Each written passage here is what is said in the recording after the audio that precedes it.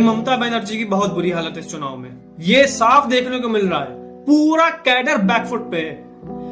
Propaganda आप समझते हैं, करने की कोशिश क्या की है ममता बनर्जी ने, और जिस हिसाब से वो इस वक्त चल रही हैं, उन्होंने क्या कहा था कि अगर बीजेपी बंगाल में आती है तो आपका मच्छी खाना बंद हो जाएगा, आपका मीट खाना बंद हो जाएगा, पूरे स्टेट को ये वेजिटेरियन बना देंगी।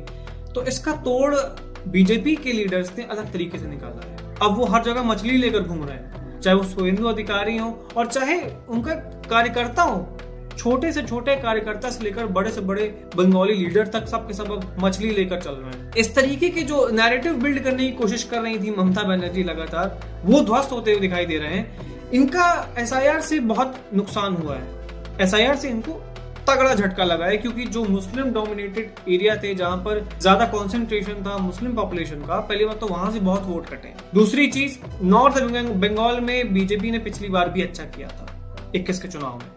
साउथ बंगाल पे बीजेपी अब फोकस कर रही है। अमित शाह खुद 15 दिन के लिए वहां पर रहने वाले हैं और रैलीज भी होने वाली हैं। 12 रैलीज तो आई थिंक नरेंद्र मोदी जी की हैं, और उसके बाद इसी के अराउंड अमित शाह जी की भी है। 25 रैलीज योगी आदित्यनाथ जी की हैं। और बंगाली जो आम जनमानस है, मैं बता रहा हूं, वो लिटरली भद्रलोक में भगवा इस बार लहराने वाला है। आम बंगाली चाहता है कि हमें योगी आदित्यनाथ जैसा चीफ मिनिस्टर मिले। तो सबसे बड़ी बात यहाँ पर यह है कि अब बंगाल का हिंदू वो खुलकर आ रहा है। पहले जो हिंदू सामने से कहने में कतराता था, बीजेपी सपोर्टर की मैं स्पेसिफिकली बात कर रहा हूँ, जो लोग पहले सामने से कतराते थे कि हम नाम नहीं लेंगे, भले ही हम वोट बीजेपी को देकर आए, कमल को दबाकर आए, पर हम सामने से बोलेंगे कि भाई हम ममता जी के साथ हैं, हम टीएमसी के साथ हैं, क्योंकि आपको जिंदा रहना सबसे बड़ी बात है। अगर आपने बोला कि आप टीएमसी को सपोर्ट नहीं करते तो आपका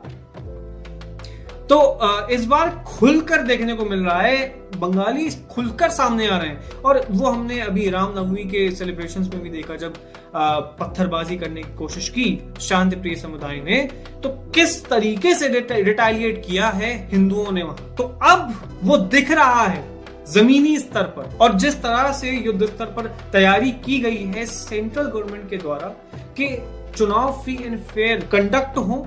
और सबसे बड़ी बात, जो ममता बनर्जी के बैठाए हुए गुर्गे हैं, जो उनके ऑफिसर्स हैं, उनको ट्रांसफर करना बहुत जरूरी है। फ्री एंड फेयर इलेक्शंस होंगे तो मैं इस बात की आपको लिखित में गारंटी दे सकता हूं कि इस बार ममता बनर्जी तो नहीं जीतने वाली, कोई चांस नहीं है। ममता सिर्फ तब तक जीत सकती थी जब तक उनका सिस्टम फिट था। अब ममता की जो डोली है वो उठने वाली है बंगाल की सत्ता से। तो तैयार रहिए 4 मई को, क्योंकि उस दिन भगवा लहराएगा बंगाल में।